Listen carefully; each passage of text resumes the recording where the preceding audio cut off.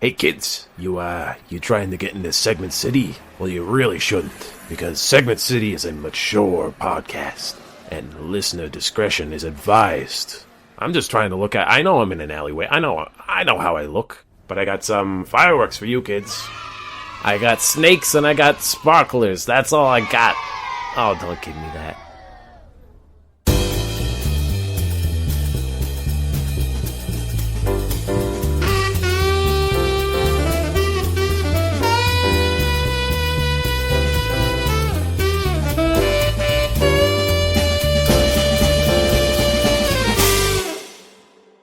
I was talking to a mutual friend of ours, and friend of the show, Rachel Robinson. Friend of the show, of course.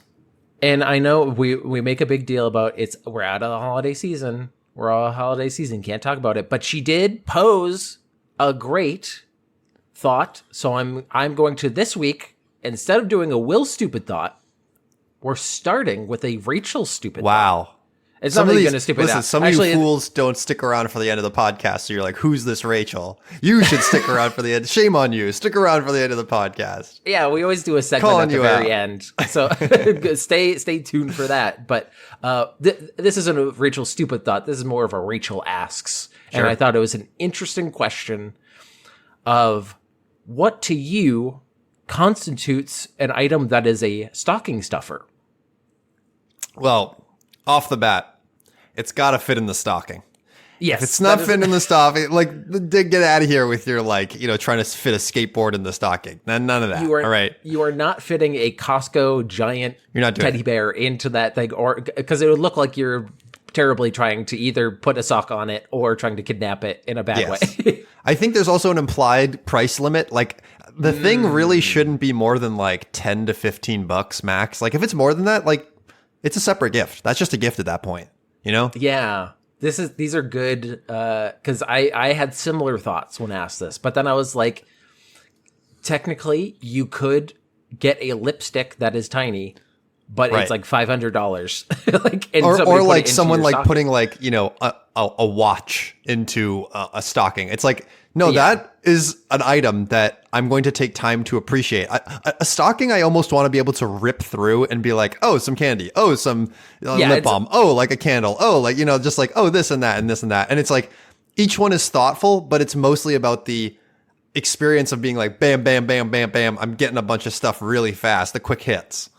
The key, touchstones, I think, for a lot of stocking stuffers, candy, already said. Little chocolates. Yes. I'm gonna say toiletries. Sometimes I've gotten little sticks of deodorant. Yep. Socks I think can fit into a stocking, but that is disappointing. I would say subcategory potentially of that is funny clothing item, boxer pairs that has like different cartoons on it or something, like something supposed to be kind of goofy. Yeah. Or similarly, like socks that are covered in different hot dogs or something. I don't know.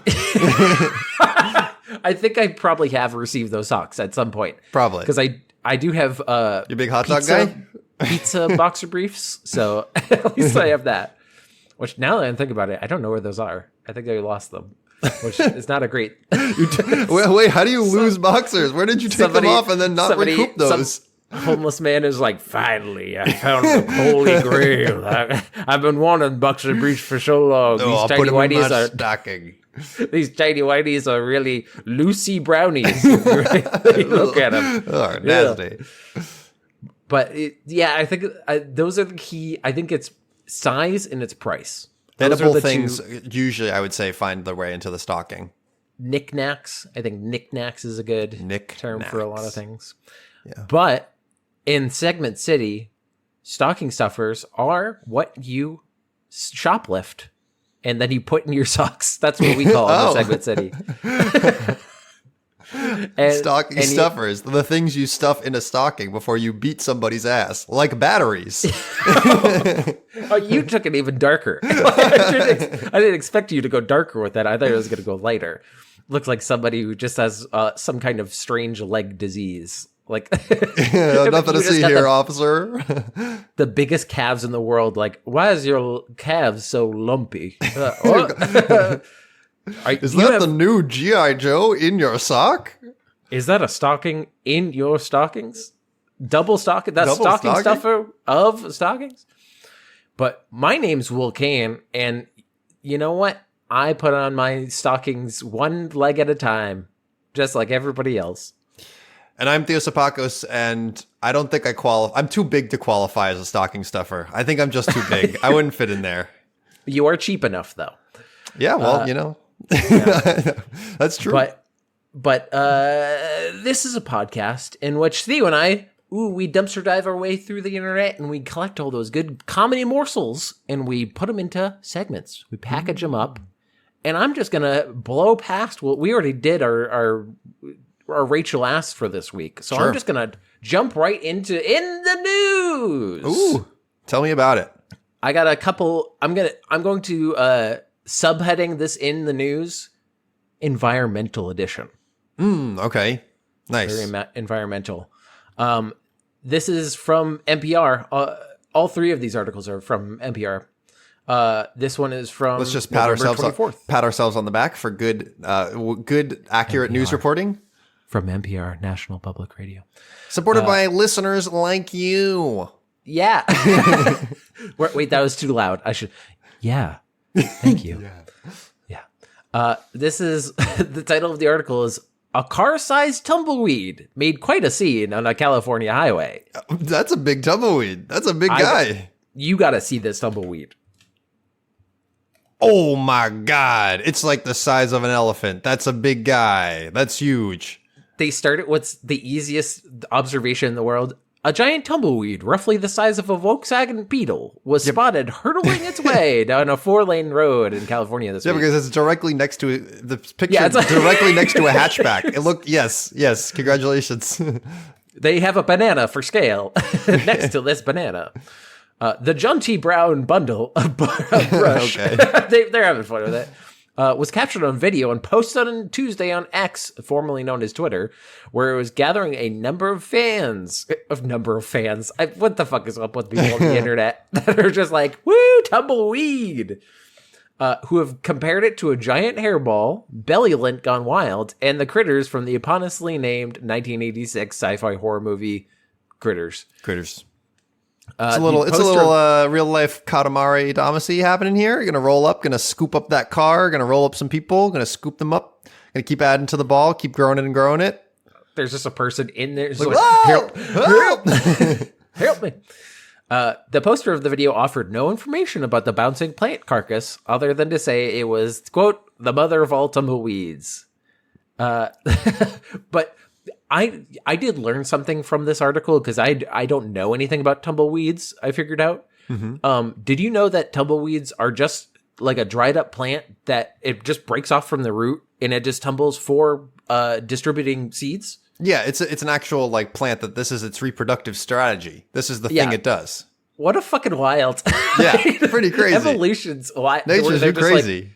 Because imagine if anything else reproduced that way. Like if we turned into a mummy and it's like, oh, I feel my time.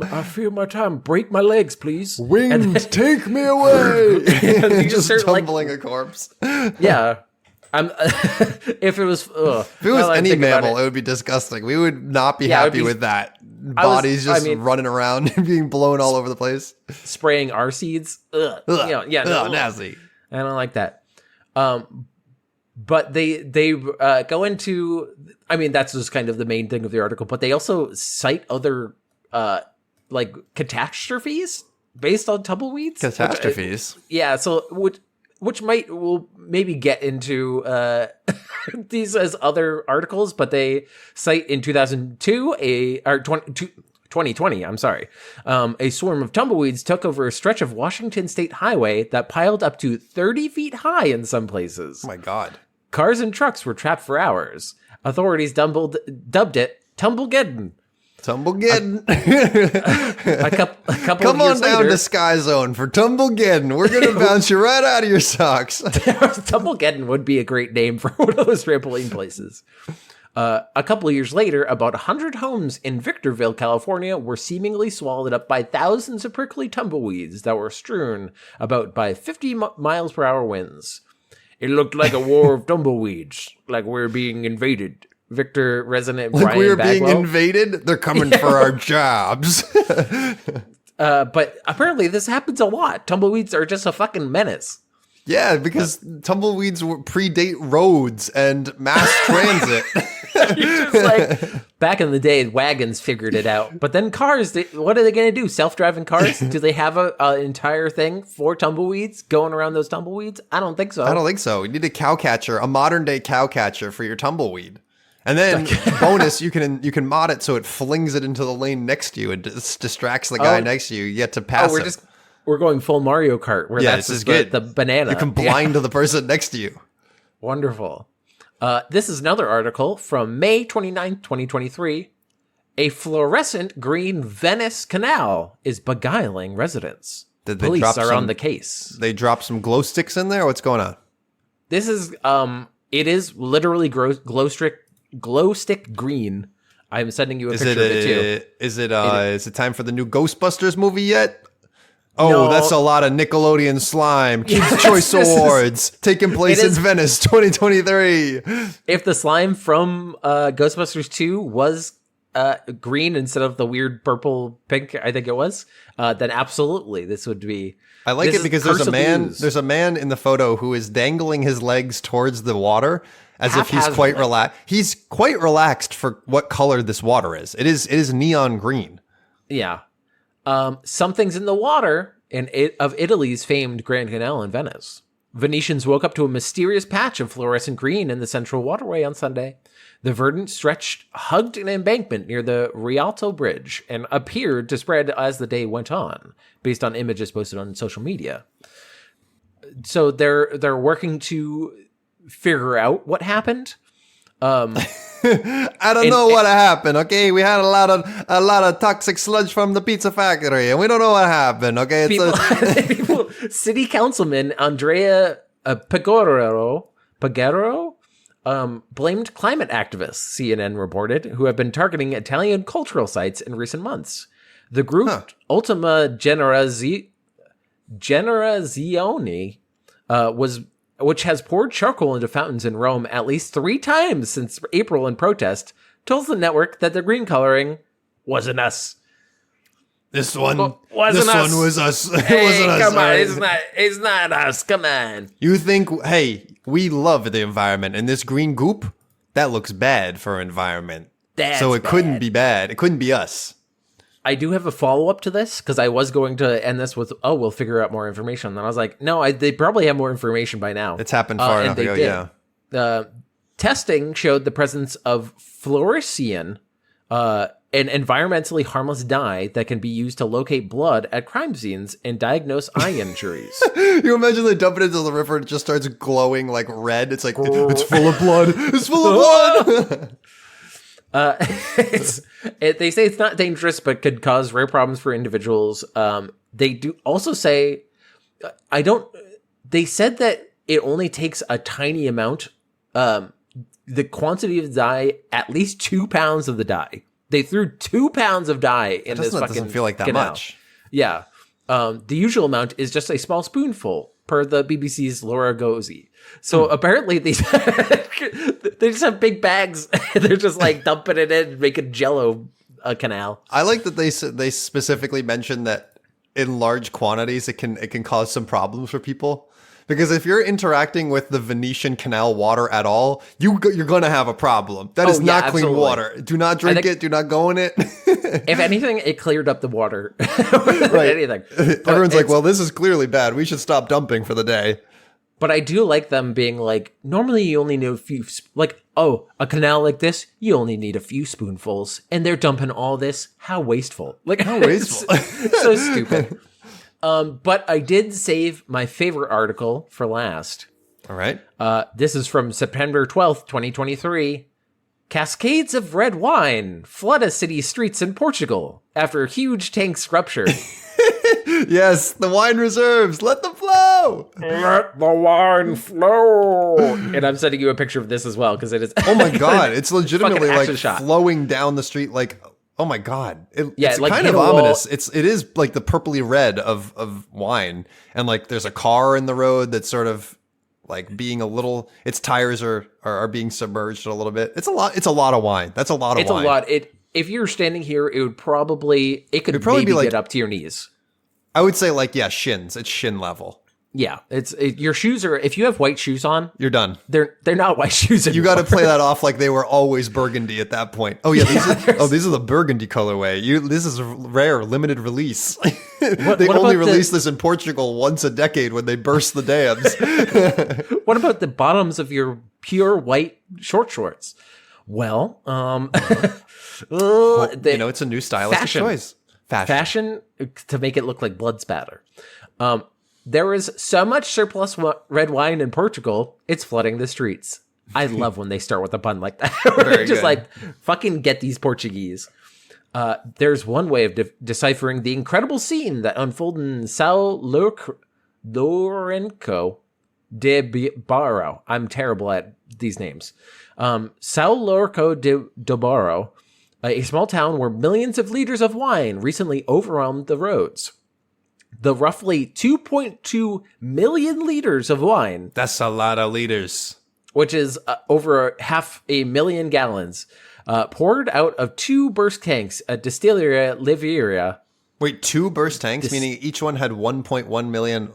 Wait a second. That means they made 1.1 million liters of a single type of wine? Like, I think of wine in terms of the unit of bottles... Like, you're like, oh, this one is like a Pinot Grigio. Oh, this one like is barrels. Sauvignon Blanc or whatever. The next thing up is a barrel wine. Right? But this is like mega tank. This is mega tank. This is gigantic. I think this must be like, they didn't say at what point in the process. I presume it was when they're making it. You know, are they like, prepping for the King's Feast? Are they going to untap these and have a grand finale? Worldwide. They're worldwide. So at this distillery on Sunday, according to the local newspaper Diário de Coimbra, a viral video of the scene shows a river of wine coursing down a hilly street, sluicing over its curbs. The company issued a statement saying it profoundly laments the incident, pledging to bear the cost of the cleanup, which I gotta say, in America, that's refreshing. Because we've had companies blow up trains and they're like, what do you want us to do about it? We have companies that make big whoopsies and then other companies swoop in for the positive PR of cleaning it up because the other company won't do it. Remember BP, the oil spill, when Dawn swooped in and was like, we're the soap company. We're the soap guys. We'll do it. These little ducks, look at how it's able to clean all the oil off of them. Yeah, I think to this day, they still advertise like greasy birds and Dawn soap. Greasy. Look at these greasy birds here. We got a lot of greasy birds. This ever happened to you? You got a bird, but it's all way too greasy because you dunked it in gasoline? Oh, geez. Look at this bird. All he gets is Uber Eats every day. He lived with his parents and he only plays League of Legends. Look at how greasy he is. Get a job, bird. Get a job. Get some Dawn on you. Maybe you'll get a lady then. It's like the Axe body spray for birds. It's like the bird is like sprays it, and all the ladybirds are like, "Oh yeah." No, wait, it's Axe that the other ladybirds are like. So he got into some oil, and that means that he smells like Dawn. That means he was like fucking around in oil. No, that's what I'm saying. The commercials make it seem like if you put on Dawn, you're going to be surrounded by ladies, but in actuality, you put on Dawn, and everyone's like, "Oh God, Dawn." Yeah, that means he was covered. No one was hurt by the torrent of wine, but it did reportedly flood at least one cellar.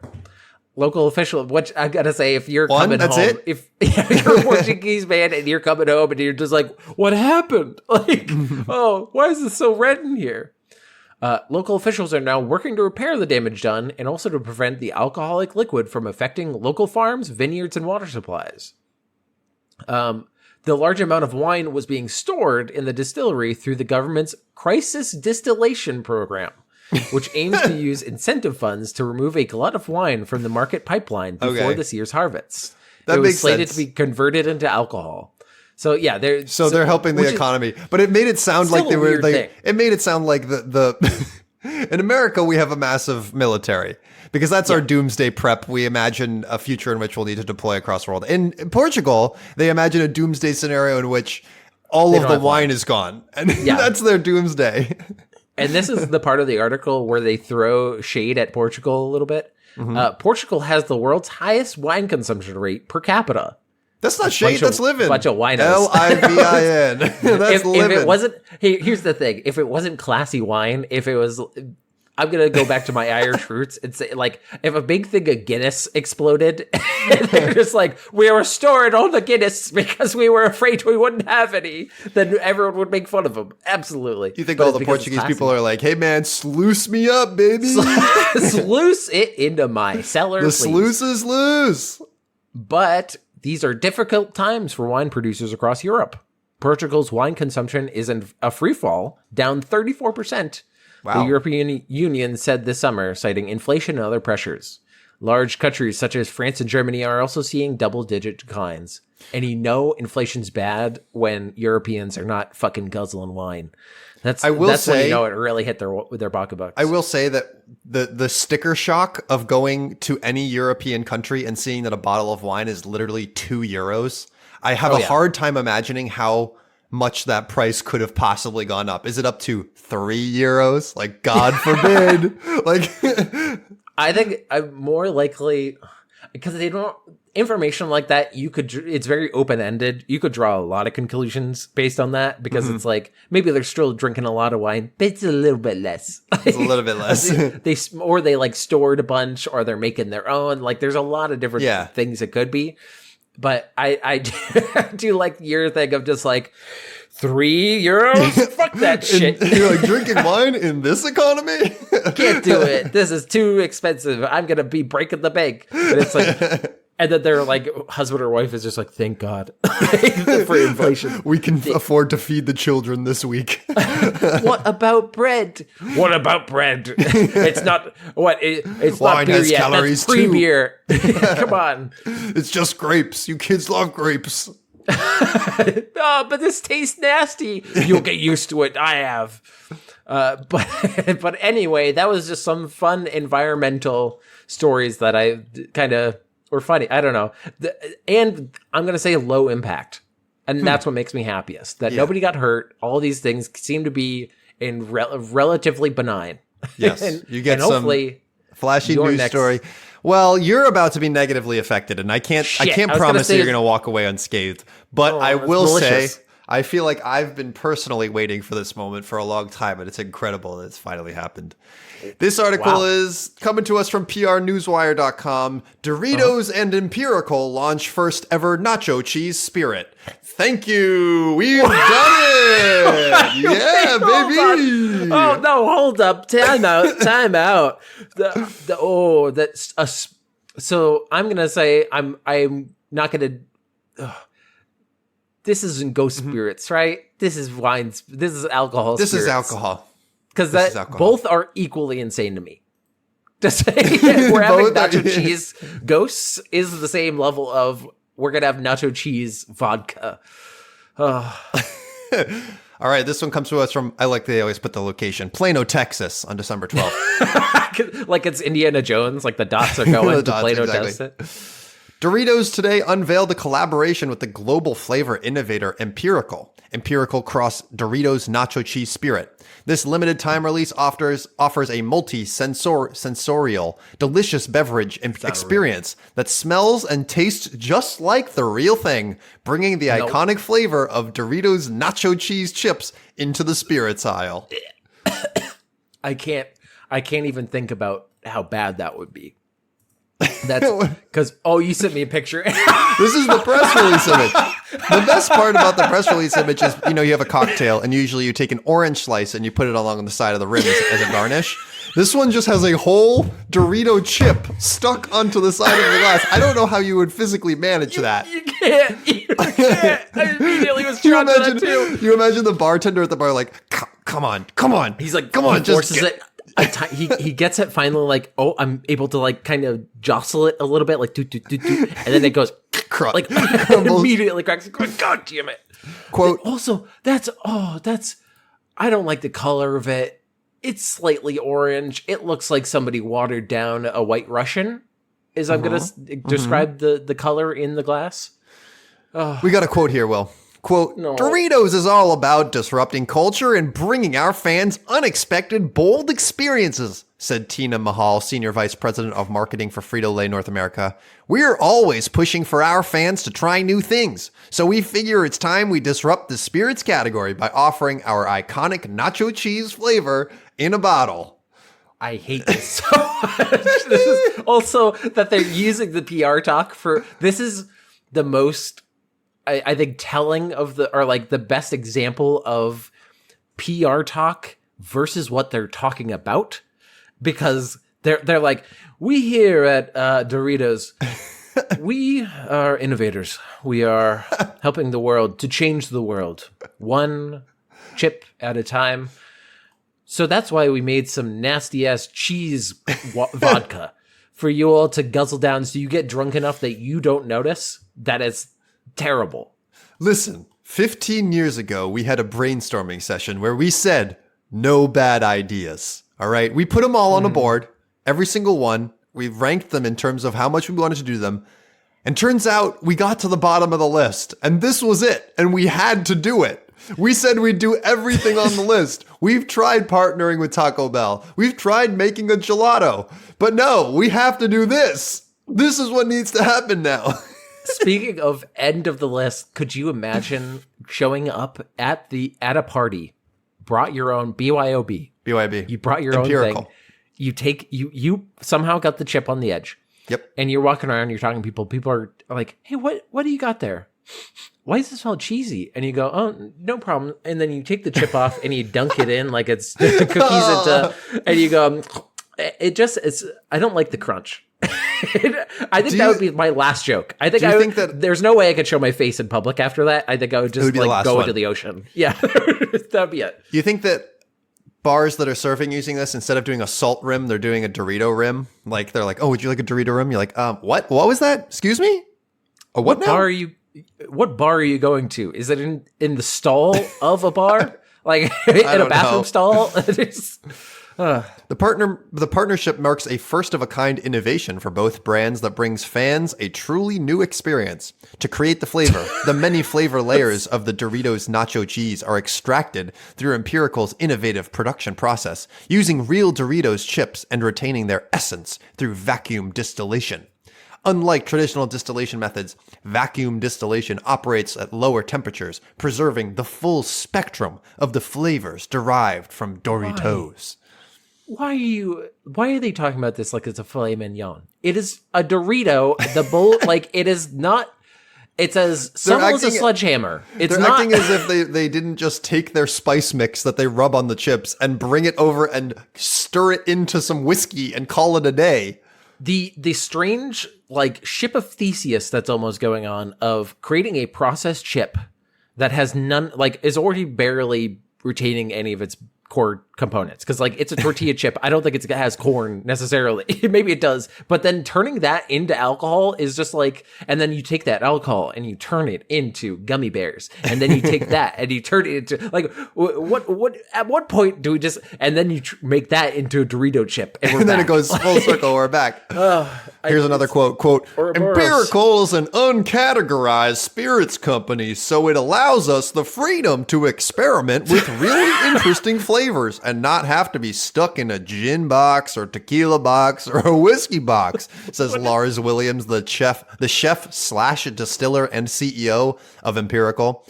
And we can take something that has a unique and amazing flavor like Doritos and evolve it into something completely new.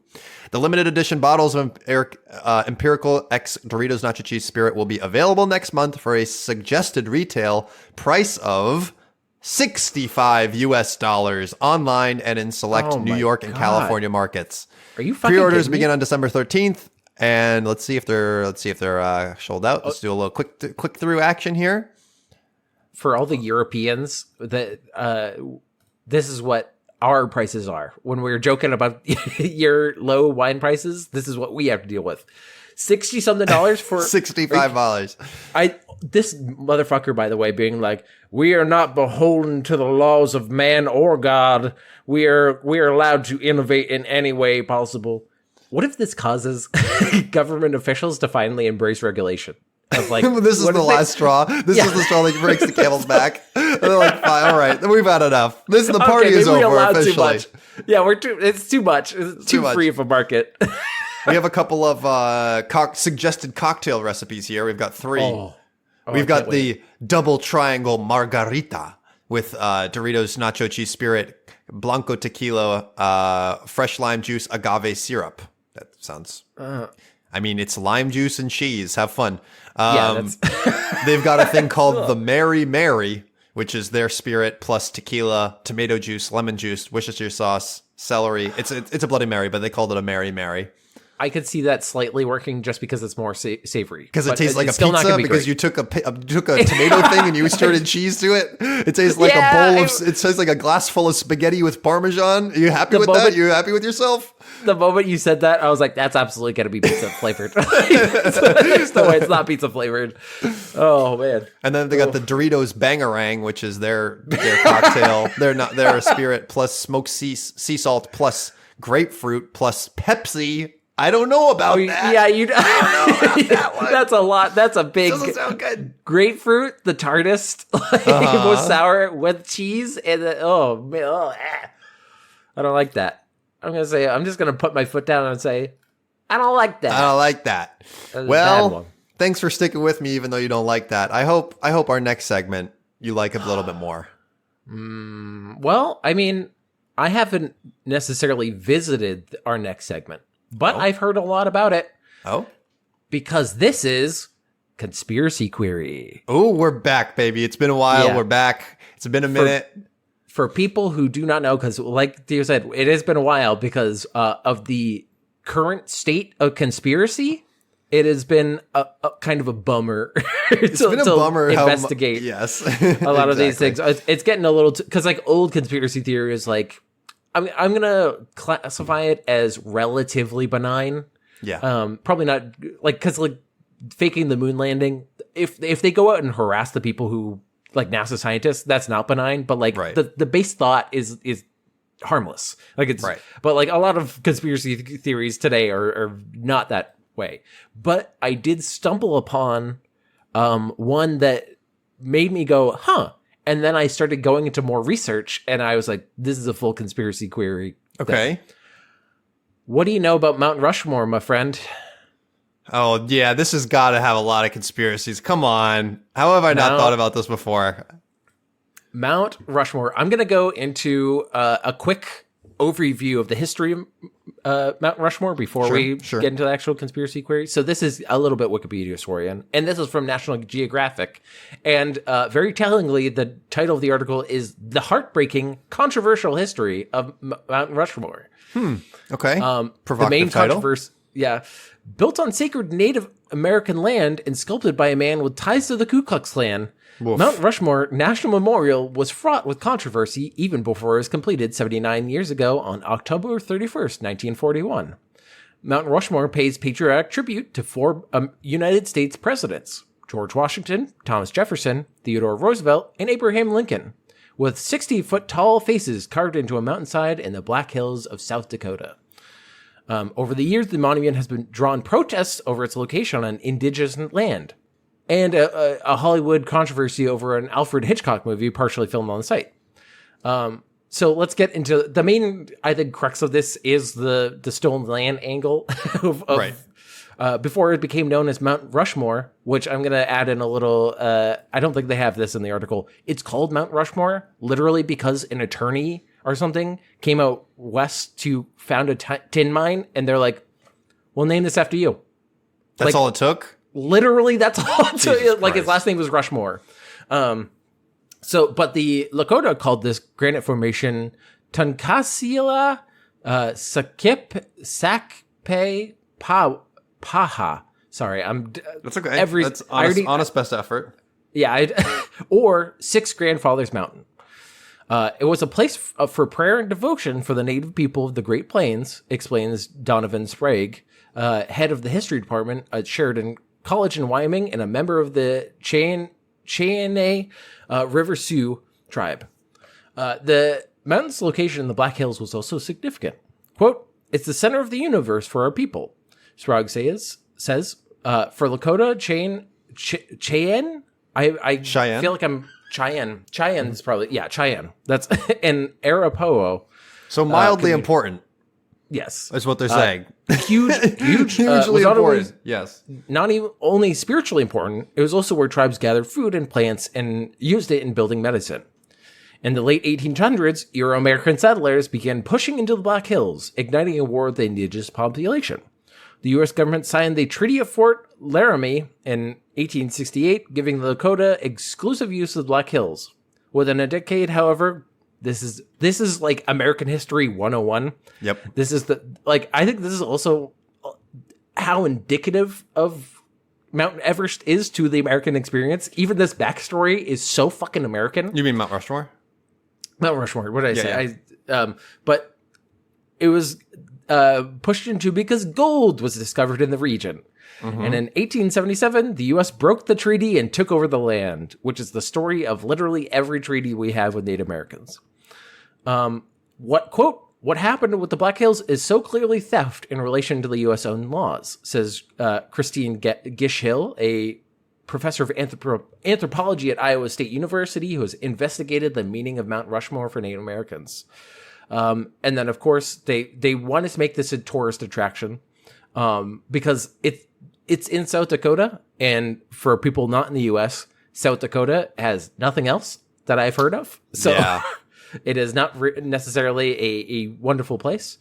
But the sculptor was named by Gutzon Borglum. Gutzon Borglum. Classic man. Gutzon Borglum. The reason that they say he is involved with the Ku Klux Klan is he helped fund the Stone Mountain Project. I don't know anything about the Stone Mountain Project. I think it was in Kentucky or Georgia. Okay. And basically they wanted to do a Mount Rushmore for Confederate generals. Oh, geez. Okay. Yeah. But they eventually fired him, citing mismanagement of funds and, quote, his offensive egotism in his delusions of grandeur, coming from people who are literally calling themselves white supremacists. Seriously, what the hell? His sacking made national news when Borglum destroyed the Stone Mountain models and fled the state. So at least good on him for not allowing them to go through with it. But I think they might have done I know that there's a stone statue that they've done in Georgia or somewhere in that area that's kind of more Confederacy, but I think it's a big horse or something. I forget though. Okay. This is half remembered. This is not from the article. So basically he got the funding, they put the faces up, yada, yada, yada. So let's get into the actual conspiracy queries of this. Okay. So these are for people who have not heard this segment, because we have not done this in a while. I will be listing conspiracy theories having to do with Mount Rushmore. They are either going to be, and one of these I have come up with myself. It is completely fake. Nobody's said this. Okay, all right. I've come up with. I'm trying to spot the bad one. And some of these, I'm going to say, have their own little conspiracy queries. So it's going to be conspiracy query within conspiracy query. Got it. Okay. So number one, the monument was originally also going to have the president's torsos. Okay, it was going to be even bigger. It wasn't just going to be the busts of their heads. Yeah, it was going to be full torsos. Number two, there's a hidden bunker filled with American treasures hidden in Mount Rushmore, actually in. If that isn't an existing conspiracy theory, I don't know what is. That's got to be. Your foot down. It's that's National Treasure 101. Come on, Nick Cage, he's in there. Yeah. The land, number three, the land is haunted by the spirits of the Lakota, Cheyenne, and Arapaho Native Americans who are enraged at the theft of their land. Yep. Number four, there were originally going to be completely different faces on the monument based on famous Wild West characters. Huh. Okay. And number five, there were supposed to be more faces than the four that we have. Interesting. That's interesting. So this is conspiracy theories. This isn't real. Because the Wild West one is crazy to me because I think that it was built. Did you give me a date? Did you give me a date when it was carved? Do we have a date on that? It was carved in like the 1920s to the 1940s. Okay, so Wild West characters would be interesting because there wasn't consensus popular media at that point. There wasn't like TV and radio drama that we had quite yet. This is, and I'm going to say some of these are conspiracy theories, like the internal double conspiracy queries are going to be more conspiratorial. These do have some like real fact to them. These are more baseline than the internal ones. All right, so we've got torsos, we've got treasure, we've got hidden bunker, spirits being haunted, spirits, and different faces, Wild West characters, and war faces. Okay. I think that the real ones are the real conspiracy theories are the treasure bunker, Indian spirits, Native American spirits. I definitely think that's a real conspiracy theory. I think that more people is probably a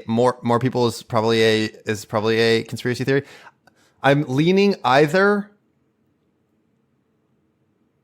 torsos or Wild West characters. I'm going to say Wild West characters. I'm going to go with my gut here. That one stuck out to me as like, I don't know if anybody's thinking about that. Is it specific? Is that why you're like that? It was specifically Wild West characters? Because the timing in my mind doesn't quite match up. But maybe people who are coming up with conspiracy theories are just dum-dums and they don't think about these kind of things that deeply. And they're like, yeah, it's got to be Buffalo Bill and like like Billy the Kid and like things like that. I'm going to tell you the answer. You are incorrect, Theo. Oh, jeez. All right. Surprisingly, the one that you're probably the most sure of, the haunted spirits one, is the one I came up with. That's the one you came up with. Okay. And I'm going to say that I have not seen any conspiracy theories that have to do with the ghosts. But let's go through some of these. One, the monument was originally supposed to have President Sorso's. Quote from National Geographic: Borglum hoped to carve the presidents down to their waists and chisel a description of the memorial next to them. But when it became clear that there wasn't enough space for the latter, he decided to build a room behind the faces to hold the U.S. historical artifacts, which gets into number 2. Okay. There is a hidden bunker. This is a known fact from its creation. It is called, or was going to be called, the Hall of Records. I don't know if it's like basically called that. It's kind of unfinished. Because but there is like a secret room. Part of the article that I didn't get to is basically they ran out of funding, because we ran out of funding for your secret bunker. Yeah, dude, cut that from the budget. What are we doing? you were saying exactly what the U.S. Senate said, where they're like, "I'm sorry, we didn't pay for a fucking bunker. Right. We paid for faces on a mountain, please." We didn't. And they got enough funding after that. In 1938, Borglum began blasting a 70-foot tunnel into the mountain for his Hall of Records. Worried about funding as war loomed in Europe, however, the U.S. government ultimately instructed Borglum to hold off the hall until the 4 phases have been completed. And he never got to finish it before his death. But the National Park Service placed a titanium vault in the floor, filling it with information on certain things. And that brings us to our internal conspiracy query about this. Mm-hmm. What do people say is in the vault? Is it A, the Constitution? And this is similar rules of I made one of these up. Okay. Uh-huh. A, the Constitution. B, the Declaration of Independence. 3, or C, unseen advanced weapons. D, ultra-classified documents. E, blackmail materials against government officials. F, the frozen bodies of former presidents. Or G, does G have, or a UFO? I think you made up blackmail materials. Because I think everything else seems more reasonable. Because people are more interested in like weapons and aliens and historical documents than blackmail is like, I don't think that's too vague. So I'm going with that one. You are once again incorrect. Damn. Although this was a hard one because they all sounded fucking wild. I came up with the frozen bodies of former presidents. Okay. Because I was thinking about Walt Disney. Yeah. And having Lincoln in Lincoln's head would be amazing. That would be a Futurama bit. Yeah. I was also thinking of Futurama because I was going to say their heads are in jars. So going past the land was haunted, number 4, there was originally going to be different faces based on Wild West characters. Doane Robinson, known as the father of Mount Rushmore, wanted to highlight local history and therefore wanted Buffalo Bill Cody, Meriwether Lewis, William Clark, Lewis and Clark, and Red Cloud, a legendary Lakota leader. Some other names suggested were Sacagawea, John C. Fremont, and Crazy Horse. Well, now that you say it, though, any of those names might be more appropriate than the Founding Fathers, honestly. I for that locale. They have a monument to Crazy Horse, I think, and it is bigger than the faces of... oh, is that right? It's in the same state. I think they said it was like 30 minutes away or something. Oh, crazy. But, okay, I didn't know that. Don't cite that for me. But I'm going to... So they're supposed to be more faces. I'm going to put this in with conspiracy of people just throwing out shit. Yeah. What do you think of presidents? What president do you think is number 1? On the of people polled, what do you think people say this president should be the next one? John Adams, is he up there? Is he already on he's not on there, is he? No. He is not John there. Adams. Oh, is it John Adams? No. The people that people floated the most was JFK. That's too recent, isn't it? John F. Kennedy. Well, the whole deal of because it was very interesting that they had a actual reason for each president of why they put each president. Okay. And it was supposed to be this founding of the country, which is George Washington. Right.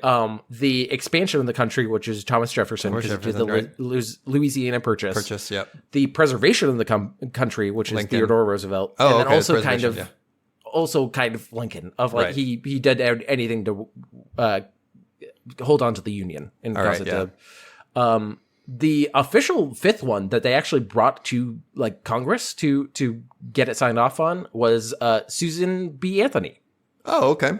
Sure. Which I was like, that's a pretty good... Yeah, that's a good pick. That's a good pick. But it was a little too late. And also there's a lot of talk about that there's not enough Stoneface to add another person. Yeah. Like that. I read a lot of articles about people discussing whether you could actually put another face. Feasibly do it, yeah. Some people say... They also have, now we're getting into the stupid ones. Okay. I'm going to say these are full on stupid. Barack Obama and Bill Clinton's also topped polls. Okay. When did they take these polls? It must have been pretty recently then. Yeah, it was I don't think they said, but when asked about it, Obama quipped, "I don't think my ears would make it." He told reporters a reference to his prominent features. Absolute legend. There's only so much rock up there. Legend of a man. I don't think Bill Clinton commented. Trump also, in the most Trumpian fashion possible. Did he nominate himself? I'm not going to say the quote. He did nominate. He said, "People are going to ask for it," and I'm not going to say anything. Like he literally said, "I'm not going to comment on it." But, listen, we're talking about it, are we? But if everybody says I should be up there, then maybe I should. Right. Like, people also pointed out Ronald Reagan, and this started being pushed after his second term. That's like very after weird. He started his second term, like in his presidency. I think there's been some modern reckoning with how terrible Ronald Reagan was and some of his policies. That would be like a terrible. Like we have the the tools to realize that he did a lot of bad things. So let's not memorialize him forever. Yeah, he has an airport already, and it's not good. There's an airport named after him already. The reason why that they gave is he of that stature? The answer is yes. Norquist, chairman of the Reagan Legacy Project, told ABC News, the most biased person in the world. Oh my God. Is chocolate delicious? Yes, says Willy Wonka. Reagan's was the most successful president of the 20th century. Once again, absolutely, totally debatable. Oh my God. He took a country that was in economic collapse and militarily in retreat around the globe and turned it completely around. And also the other person... People have points to debate about that. The other person that they go to is a local Sturgis man, like a guy from Sturgis, Michigan. Like who's this man? And he's like, I think that he should be on the monument. Absolutely not. All right. But that is the end of our conspiracy query. I know this was kind of light in actual conspiracy. The main conspiracy is what the fuck is in that vault? Like people posed a lot of, that was the thing that got me into this. People are like, because I saw it was like, there's a vault in Lincoln's Head that people think the Declaration of Independence, and also going with, because he made a joke about Nicolas Cage, the second National Treasure movie is about this. Like it features it. Yeah, of course. Like this is an iconic American monument, so of course Nicolas Cage has been there plundering its bountiful treasures that the founding fathers had, stuck their gold and jewels. That's the best use of all that. The gold and jewels that the founding fathers had. But hopefully your next segment's going to be gold itself. Oh, it's going to be gold and jewels and all that. It's very good. It's time to wake up, William. It's been a long time. Gold and jewels down here. I was just in a jewelry store, and I was picking out a beautiful ring, and then I felt a prick in my butt, and then I fell, and then I heard, when you're out of it and you could hear people, I heard the employees going, "Do you know him?" to you, and then you're dragging me out. Yes, he's my friend. Yeah, he's fine. Exactly. I'll take care of him. And then you drag me down all the steps. I'm starting a citywide campaign to install hairdressers' chairs that tip back, so that anywhere you go, if you can have a little Sweeney Todd situation, you could be dumped right into my dungeon. So just be on the lookout for that. That'll be great. That's coming to a store near you soon. Getting a haircut and you just get tipped. Oh, all right. Would you like to see some horrors? What? Whoa. Well, this is, of course, Taxidermy Dungeon. Welcome, the Taxidermy Shoppe, where Will must try to guess the prices of my wonderful items on sale. We have 3 items today for you, William. First one is entitled Taxidermy Squirrel, Mexican Senorita Dancer, Lacehead Drape Fox Nove, LTY Reed. I don't know what those last things mean, admittedly. Ooh. But is this a spicy mamacita? Spicy, very nice, senorita. Okay, this is there's multiple things I gotta say about this. One, it is a the upper half of it is on a mount. It is mounted like a nice prize book. Yeah, like a deer's head. It is wearing a red robe with hat, like it goes into a hat with what seems like traditional Mexican garb in like an earring thing. Has painted nails. Yep. Like they took the time with rings and bracelets. Are you able to see that it's holding a maraca? Are you able to see that? It kind of blended in, and it has a rose in its mouth. And I think the funniest detail to me is that they were like, people aren't going to know it's a squirrel if it doesn't have the tail. So the tail is just sticking out the top of it. Straight up. Like it comes out of its like upper back. And I don't. Here's the description from the seller. New half-gray squirrel wall hang with tail. Mexidan senorita dancer with rose in her teeth. Yes, they did say Mexidan. I don't know what it means. Mexidan. I'm going to say that's a typo. That's maybe, but it's pretty good. It's Mexidan. Here comes Mexidan. Decorative head drape. Fantastic southwestern earrings. Diamond rings and bracelet. Very unique. Repaired flaw on chin under jaw. Glass eyes. Solid form. Black eyes. Red dragon. All as always, 100% guarantee I'll pay for return shipping. I want you to be happy. Oh, thank you. I'm glad that you want me to be happy when I'm buying your products. It's all about you, the customer, Will. It's got a rose in its teeth. Beautiful little squirrel you can have for just a few dollars.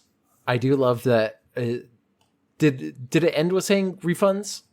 Or did they go, no refunds? Like a lot of these.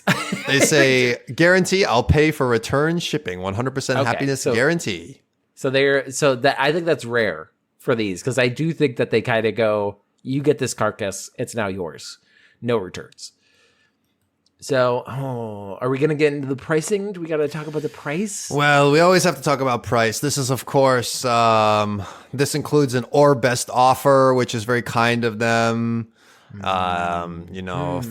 30-day returns. It was last updated on November 12th, if that helps you at all. I don't think it would. No. But it's been listed for a little while.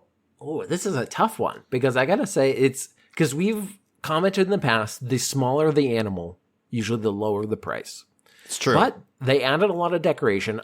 For what we've seen in this segment, it's relatively good looking. It's higher production value than some of the items I have on offer. Some of these real stinkers will. I've been sitting on a lot of my stock for a long time. If you could please just buy something, it would help me out a lot. I don't. I'm just window shopping. I'm gonna say a cool $200. This is $115, which all things told. It's not terrible. For the prices that we've seen on the show that are so fucking outlandish, that is reasonable. Like, compared to... Somewhat reasonable. Next one up, though, you've got another opportunity. Taxidermy Squirrel Head and Shoulder Mount Vampire Dracula Nosferatu Gothic. Whoa, Redfields, we're getting into this. And we're going to send you over the image so that you can interact and, play along with yourself at home. Holy shit. Oh, that is terrifying. Oh, I did. Ooh. So this one is similar, another wall mount. This is a wooden wall mount with a velvet backing, which is very nice. It looks like it is a velvet that is like a purpley pink, and it looks like he's coming from a fucking portal from the hell sex dimension, where he's just like, anyway, I'm Polly, if you want to get in on this. Okay, so he has so many details that are freaking me the fuck out. So he has that portal, and then he has a top hat on that has a rim of further purple velvet. Purple velvet, yes. He's got two big old buck teeth.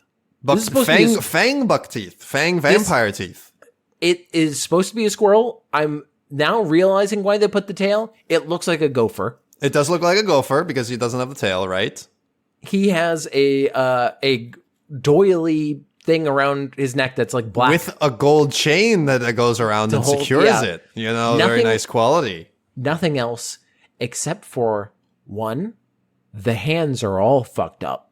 They've painted the claws white for effect. The fingers are going everywhere. I don't know what's going on with the right or left hand, I guess, from his perspective. Everything's... He looks like he has some kind of scoliosis, terrible disease, where his hands are just becoming... This is him straight down the barrel, another angle. Oh, that's even worse. Staring straight at the camera. The eyeballs are what really gets it for me. They have the beady, glassy eyes that are huge. I was going to say, these are... And they aren't regular...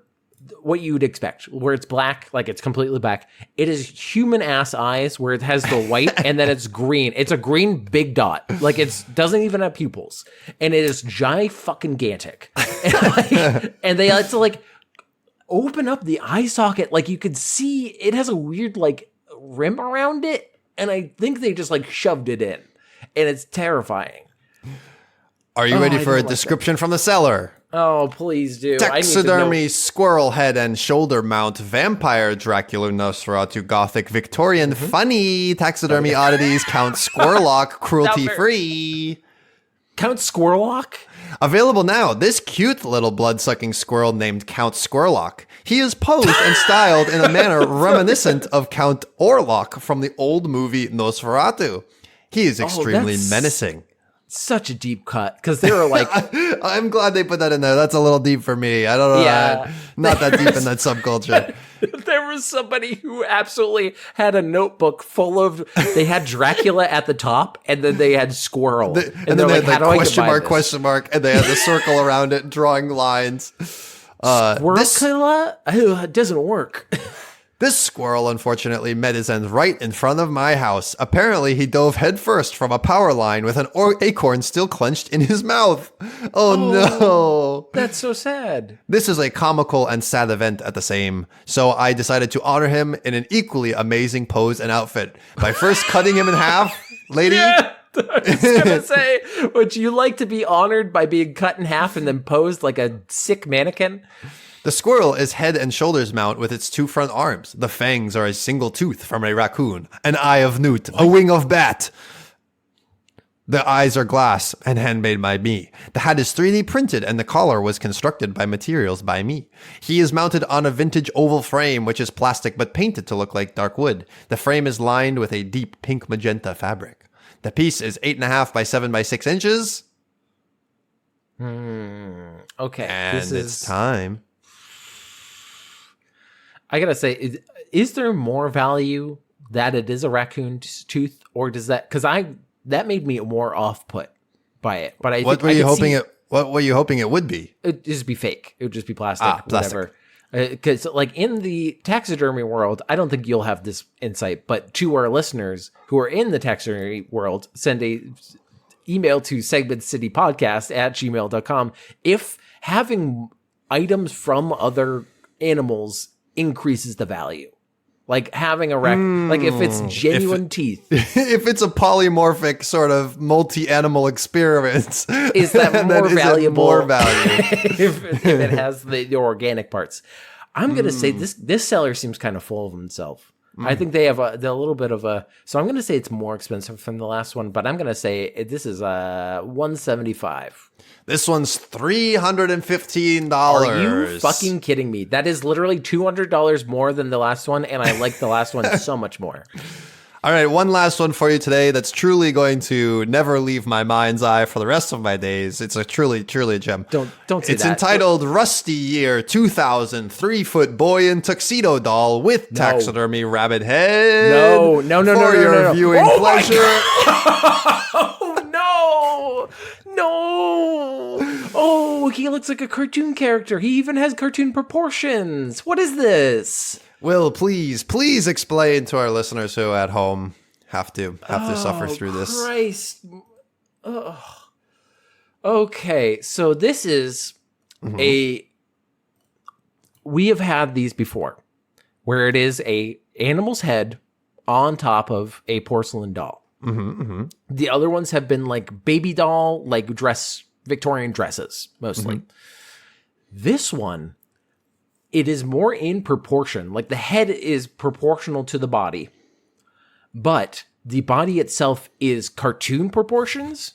So the waist is thin. It's wearing a waistcoat and like fancy Victorian garb. Pinstripe hands. It's got a cane. Massive. Like massive cartoon hands. Has a cane. But then really gnarly hands. It's got some big old beefy boy hands. It's nice.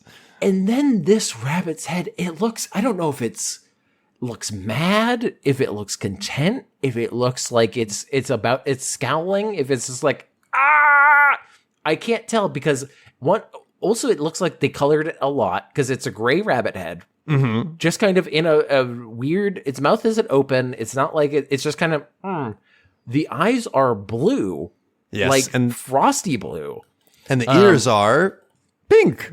It's the same magenta like fabric that was on the mount of the last one. It is Latin level of like pink purple. It is completely fake. No animal has that. So they obviously touched that shit up. Oh, and I'm threatened by it. The fact that this person also, that they had the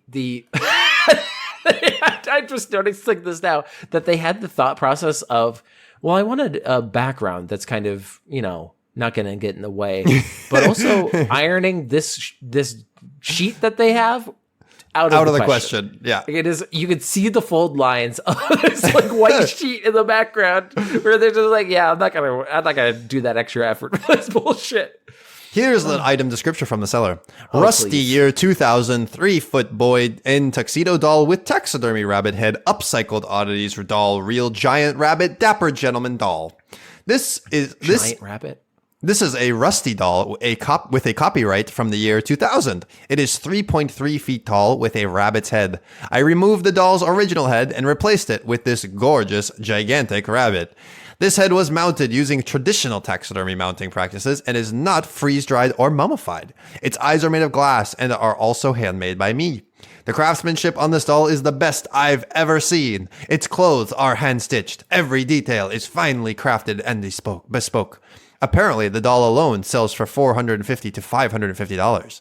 The doll itself is truly a work of art, and I made him even better by ripping off his head and turning him into a bunny. And adding organic parts. Yeah, that'll definitely...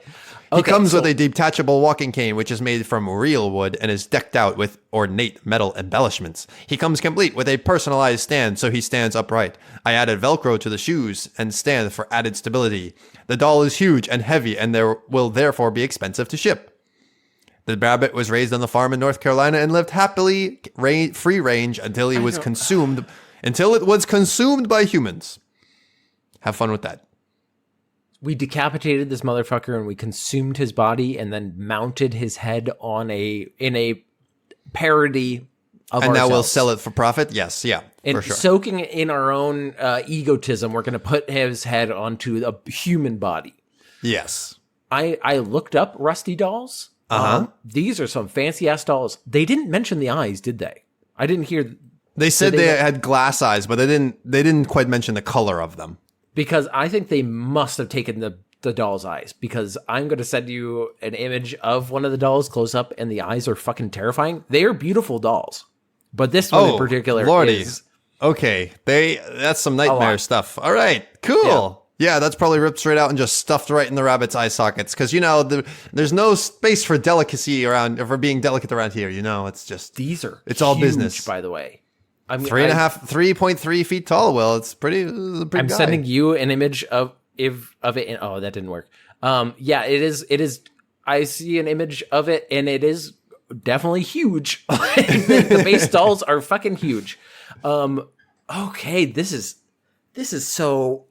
So what they said is basically, I ruined a doll and I ruined a rabbit. Well, I ate a rabbit and decided to use its head. Yeah, but yeah. I'm going to sell it now because that's the capitalist world we live in. Yeah, so what you going to pay there, Will? Okay. The base price is like $500. That's the minimum that I would ever. I think this person is egotistical enough to get it up to $650. This one, $550, $550. Right in the ballpark you were talking about, but they didn't overdo it. They still want to move this thing, Yeah, they knew that they made a worse product, because like these dolls, if they weren't so fucking massive. But Will, the shipping is $104, which puts you only $4 away from the real actual price you would have to pay. Wow, that's so funny. I don't think I've seen a shipping price that high. It's 3.5 feet tall. I mean, it's huge. 3.5, and probably but also $104. Jesus Christ, is insane. Absolutely insane. You're free to go this time. You're finally done with this because thank God. I can only do so much for you. You need to get better at this game and start, hitting home runs every time. And I do like that you just kind of turn into Tommy Wiseau of just like, all right, come back later, but also now. Goodbye. You're my least favorite customer. Yeah, I'll see you later. All right. But this is all the wacky content that you expect from Segment City, but now the wackiness comes to an end because we're at the end of the episode, Theo. We are. I have one closing comment. Yeah. Which is, you better pray to Jesus or whatever God you worship that I never hit the lottery. Because if I do, and it's all Monopoly money, I'm buying you every single one of these. Stop. They are all getting sent directly to your house if I ever hit the lottery. This is how I lose all my millions. They're going to do a TLC episode, How This Man Lost His Millions. It's going to be on Taxidermy eBay, paying $104 for shipping for this to send it to my stupid friend. The only man more embarrassing than that guy that was like, I bet my biggest OnlyFans contributor. That's the only person more embarrassing. But it's not embarrassing? Sending us segments that you think we would love and you would love to hear us talk about. Send them to segmentcitypodcast@gmail.com. Hit up our Twitter, Segment City. Our YouTube is Segment City. And if you enjoyed this episode, leave us a star rating. Leave us a review. We'd love to see them. And also, we have a very special thank you to send to somebody in particular. That'd be Rachel Robinson. She does our intro music, which is fantastic. And she has other music that you can check out wherever you listen to your regular music, because we're in the streaming age, baby. We are. And some say... What are you going to say? That she's only 3.3 feet tall. Some people say that. I've met her in real life. Are you saying that she has platform shoes? I'm just saying some people say that. That's all I'm saying. That's all I'm saying. You're trying to get to our former president. Yeah. Some people have been saying that I would be great on the Mount Rushmore. It'd be amazing. But now we're going to end with a list of unusual deaths. All right. We've gotten up to 1687, where we have Jean Baptiste Lully, who died in March the 22nd. The French composer died of a gangrenous abscess after accidentally piercing his foot with a staff while he was vigorously conducting Te Deum. Oh, no. Oh, no.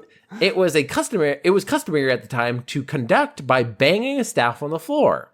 Oh, so literally, God. he went like, bum, ba, bum, ba, Oh, bum. no. Oh, my God. Ouchie! Ouchie, mama. He refused to have his leg amputated so he could still dance.